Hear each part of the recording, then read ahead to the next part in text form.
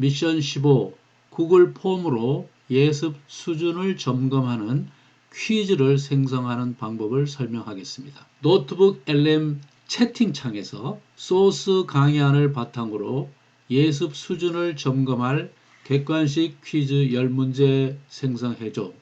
정답과 해설도 포함해줘. 스튜디오가 아니라 채팅창 답변으로 생성해줘 라고 프롬프트를 입력합니다. 교수님들이 플립 러닝을 하기 위해서 예습 자료를 줬는데 그 예습 자료를 학생들이 충분히 예습을 했는지를 매 강의마다 점검을 해야 되는데 그 점검하는 퀴즈를 출제하는 일이 보통 일이 아닙니다. 그것을 구글 폼으로 또 노트북 LM을 통해서 간단하게 할 수가 있습니다. 답변 결과를 메모에 저장하고 메모에서 점 3개를 눌러서 독스로 내보내기를 합니다. 독스에서 내용을 확인합니다. 크롬에 들어가서 구글 창에서 forms.google.com을 엽니다. 다른 걸 열면 안 됩니다. 유사한 것이 있는데 반드시 forms.google.com을 열어야 됩니다. 그리고 새 양식을 선택합니다. add를 선택합니다. add를 선택하면 독스의 여러 가지 리스트가 나오는데 위에서 생성한 독스 문서를 선택합니다. 양식 만들기를 클릭하고 내용을 다시 한번 확인합니다. 설정을 누르고 퀴즈 만들기 활성화를 누릅니다. 질문으로 가기 하고 질문 문제를 클릭합니다. 그리고 모든 문제를 하나씩 클릭하면서 정답을 입력합니다. 모든 것이 끝났으면 게시 화살표를 클릭하고 게시 양식을 확인합니다. 게시를 클릭합니다. 응답 링크를 압축하고 그 링크를 복사합니다. 복사한 퀴즈 링크를 학생들에게 배포하기 전에 반드시 점검을 해야 되는데 우선 내 카카오 계정에 올려서 점검을 하고 이상이 없으면 학생들에게 카카오나 LMS를 통해서 그 링크를 배포합니다. 그리고 학생들에게 매 강의 시간에 오면 이 퀴즈부터 먼저 5분 정도 풀게 합니다. 퀴즈를 풀고 나면 퀴즈 결과를 회수하고 그 회수하기 위해서 구글 폼에 로그인하고 해당 퀴즈를 클릭하고 응답을 클릭하면 퀴즈 결과를 볼 수 있습니다. 퀴즈 응답의 정답 수준을 가지고 학생들의 예습 수준을 점검할 수 있습니다. 이런 점검을 매주차 강의 첫 시간마다 해야 플립 러닝이 가능해집니다. 노트북 LM에 들어왔습니다. 강의 자료를 2개를 업로드를 하고 2개 다 클릭을 했습니다. 소스의 강의안을 바탕으로 객관식 퀴즈 10문제 사지선다형으로 출제해줘. 정답과 해설도 포함하고 스튜디오가 아니라 채팅창 답변으로 생성해줘 라고 하면 얘가 한 4, 5분 정도 작업을 하고 나서 10문제의 퀴즈의 정답과 문제와 정답과 해설까지 해서 10문제를 요 메모의 저장이라는 요것을 누르면 그러면 요 내용이 스튜디오의 요 창으로 건너갑니다. 그래서 여기에서 확인이 된 걸 볼 수 있어요. 그래서 여기서 오른쪽에 점 3개를 누르면 소스로 전환할 수도 있고 독스로 내보낼 수도 있는데 우리는 독스로 내보내기를 합니다. 독스로 나왔습니다. 그러면 이제 forms.google.com을 선택합니다. 저의 경우는 이미 여러 번 사용했기 때문에 사인인을 하면 그대로 들어갑니다. 여기 빈 양식을 시작하기를 클릭합니다. 바로 여기에 빈칸에 입력할 수가 있는데 여기에다가 Shift Add를 누릅니다. 우리가 작성한 퀴즈 문제가 여기에 올라옵니다. 문제를 선택합니다. 선택하고 만들기를 누릅니다. 만들기를 누르면 퀴즈를 생성해 줍니다. 퀴즈 생성해 주는 거를 이렇게 점검을 합니다. 점검을 하고 나서 양식 만들기를 클릭합니다. 양식 만들기를 클릭하면 여기에 질문,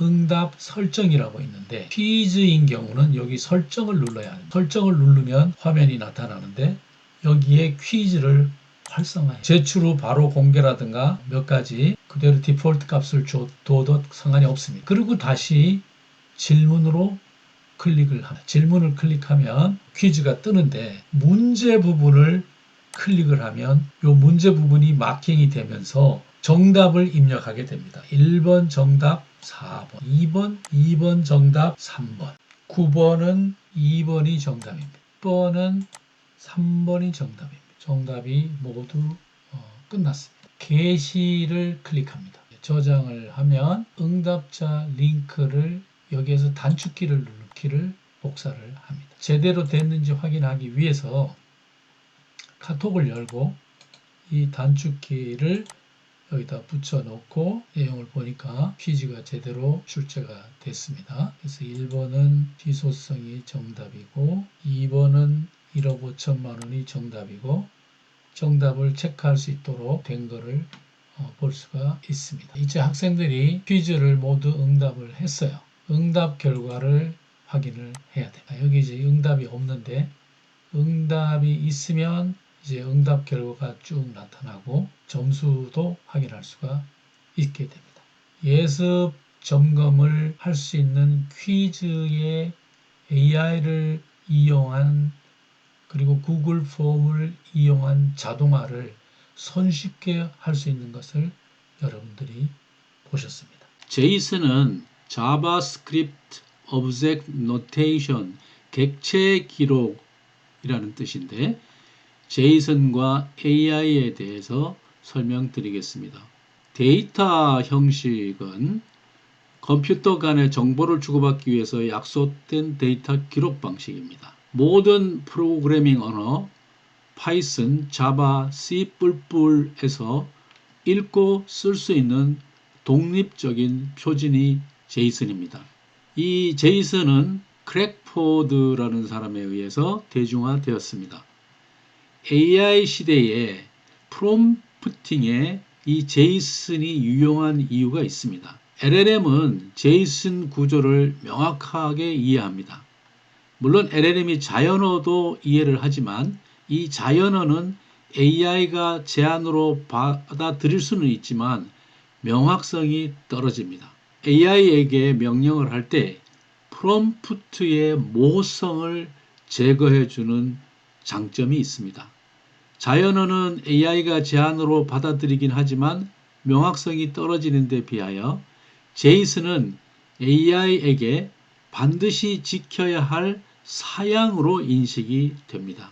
구조적인 통제도 강화되고 있는데 슬라이드 레이아웃이나 스타일, 내용을 각각의 객체로 분리하여 AI가 각 요소를 렌더링 파이프라인에서 우선 순위를 지키며 처리하도록 유도합니다. 예습 강의 자료로 제이슨 코드의 이해 동영상을 소개했는데 잠깐 보도록 하겠습니다. 바로 우리가 AI에게 너무나도 모호한 요청을 하고 있기 때문이죠. 오늘 자료에서 제안하는 이 제이슨 프롬프팅은요.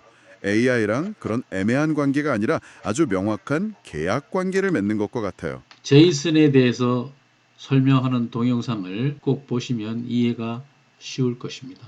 준비 작업 첫 번째에 대해서 말씀드리겠습니다. 제미나이로 채팅창용 제이슨 프롬프트를 정리하는 것인데 먼저 제미나이 채팅창을 열고 노트북 LM이 아닙니다. 제미나이 채팅창을 열고 3 실습 파일 수요와 공급 PDF를 업로드합니다. 요 왼쪽과 같은 프롬프트를 제미나이 채팅창에다가 입력을 합니다. 소스 내용을 바탕으로 주요 내용 위주로 단계별로 슬라이드 12장의 초안을 짜주고 결과물은 슬라이드 번호, 제목, 본문 내용이 구분된 제이슨 형식으로 코딩해 주세요. 그리고 공백 포함해서 200자, 250자 사이로 텍스트를 구성해 주세요. 이런 구체적인 프롬프트를 제미나이에게 입력을 합니다. 제미나이의 명령을 수행시키면 제미나이가 이런 자세한 프롬프트를 짜줍니다. 너는 대학 교수야. 제공된 소스 내용을 바탕으로 대학생 수준에서 적합한 깊이 있고 체계적인 강의 슬라이드 초안을 작성해줘. 인코딩, 한글 깨짐이 발생하지 않도록 UTF-8 인코딩을 준수하고 완결된 문장으로 작성할 것. 이런 아주 구체적인 프롬프트를 제미나이가 작성해 줍니다. 이를 바탕으로 미션 16 제이슨 코딩으로 슬라이드 생산한 방법을 말씀드리겠습니다. 제미나이를 통해서 준비 작업 1번을 마무리했습니다. 노트북 LM 소스 창에 실습 파일 수요와 공급을 업로드합니다. 스튜디오가 아닌 노트북 LM 채팅창에 제미나이가 만든 프롬프트를 너는 대학 교수야 어쩌고 저쩌고 한 그 프롬프트를 복사해서 붙입니다. 그리고 명령을 수행시키면 채팅창 결과로 노트북 LM이 제이슨 코드를 짜줍니다. 방대한 제이슨 코드를 짜줍니다. 제이슨 코드를 메모에 저장해서 메모 창에서 독스로 내보냅니다. 독스에서 한글 내용이 포함된 것을 반드시 검토하고 필요하다면 정정 작업을 합니다. 구글 독스 링크 주소를 복사해서 노트북 LM의 소스 창에 링크를 업로드합니다. 다시 제미나이로 가서 노트북 LM 슬라이드 생성용 프롬프트를 정정해 줄 것을 요청하는데 다음 페이지에 준비 작업 2에서 말씀드리겠습니다. 제미나이 채팅창에 슬라이드용 프롬프트를 정리해 달라고 요청하고 제이슨 코드 사용을 엄격히 준수하여 슬라이드를 생성해 줘. 이 프롬프트를 수정해 달라고 제미나이에게 요청합니다. 제미나이가 요 오른쪽과 같은 아주 상세한 프롬프트를 정리해 줍니다. 준비 작업 2에서 슬라이드 생성형 프롬프트가 완료가 되었습니다. 노트북 LM으로 돌아가서 노트북 LM에는 소스 창에 독스 링크가 소스로 올라가 있는데 그것만 선택을 하고 실습 파일 수요와 공급 이것은 선택하지 않습니다. 슬라이드 창의 연필 아이콘을 선택하고 프롬프트 창에 그러니까 슬라이드 만들어 달라는 프롬프트 창에 준비 작업 2에서 제미나이가 수정해 준 제이슨 코드 사용 엄격 준수 프롬프트를 붙여 넣습니다. 그리고 슬라이드 생성을 시킵니다. 시간이 이제 어느 정도 걸리겠죠? 슬라이드 완성 후에 앞에서 우리가 미션 3에서 본 것과 같이 처리합니다. 즉 다운로드하고 그 내용을 수정할 필요가 있으면 수정하고 워터마크를 제거합니다. 제이슨 코딩으로 한글 깨짐이 현저하게 줄어든 그런 슬라이드를 우리가 손으로 받을 수 있습니다. 다음에 제가 지금까지 말로 설명한 것을 직접 수행하는 내용을 상세히 보시겠습니다. 제이슨 코드를 사용하는 방법을 공유하도록 하겠습니다. 우선 그 준비 작업으로 제미나이에게 들어가서 노트북 LM 채팅창을 위한 제이슨 프롬프트를 정리해 달라고 요청을 합니다. 제미나이 채팅창에다가 파일 3을 업로드하고 제미나이 채팅창에 어떤 프롬프트를 입력을 하냐면 여기 소스 내용을 바탕으로 주요 내용 위주로 단계별로 슬라이드 12장의 초안을 짜주세요. 결과물은 슬라이드 번호, 제목, 본문 내용이 구분된 제이슨 형식으로 코딩해 주세요. 라고 여기 끝까지 복사를 해서 제미나이 채팅창에다가 붙여넣습니다. 그러면 이 앞에는 이제 실습 파일 3이 올라가 있는 상태예요. 제미나이에게 채팅창용 프롬프트를 요청을 하면 제미나이가 이런 내용으로 개선을 해줍니다. 너는 대학 교수야? 제공된 소스 내용을 바탕으로 대학생 수준에 적합한 깊이 있고 체계적인 강의 슬라이드 초안을 작성해줘. 어쩌고 저쩌고 해서 이 끝까지 이제 작성을 해줍니다. 요 프롬프트를 복사를 하세요. 복사를 하고 그러면 노트북 LM으로 갑니다. 그래서 노트북 LM에 제가 미리 이제 올려놨습니다. 자, 노트북 LM 중에 실습 파일 3을 클릭을 합니다. 요 채팅창에 아까 제미나이가 정정해준, 수정해준 프롬프트를 입력을 하고 제이슨 코드 생성을 시킵니다. 몇 분 동안 작업을 하고 노트북 LM 채팅창에서 이와 같은 답을 이제 생성해 줬습니다. 이 생성한 답을 메모에 저장을 클릭을 하면 이 내용이 여기에 스튜디오 창으로 올라옵니다. 그 스튜디오 창에서 독스로 내보내기를 하면 독스에서 정정할 수가 있습니다. 제이슨 코딩이긴 하지만 한국어로 된 내용은 정정을 할 수가 있단 말입니다. 이 내용을 읽어보고 정정이 필요하면 정정을 하고 그렇지 않으면 이대로 슬라이드를 만들면 되겠다라고 확정을 하고 구글 독스의 링크를 복사를 합니다. 노트북 LM으로 들어와서 노트북 LM 창에다가 링크를 붙여넣습니다. 생성을 시키면 이 링크가 소스로 올라옵니다. 이 소스가 바로 구글 독스에서 내가 확인한 제이슨 코드입니다. 요거를 클릭하고 두 번째 이제 여기 채팅창은 제미나이에게 만들어 달라고 했는데 이 슬라이드를 생성하라고 프롬프트를 줄 그 프롬프트도 제미나이에게 우리 제이슨 코드 사용을 엄격히 준수하여 슬라이드를 생성해줘 라는 프롬프트를 노트북 LM에 넣으려고 하는데 그 프롬프트를 수정 보완해줘 라고 하면 제미나이가 아주 상세한 프롬프트를 작성해 줍니다. 자, 이것을 복사를 해서 이제 다시 노트북 LM으로 들어옵니다. 노트북 LM으로 들어와서 구글 독스에서 우리가 확인한 제이슨 코드만을 클릭하고 여기 슬라이드 생성을 하고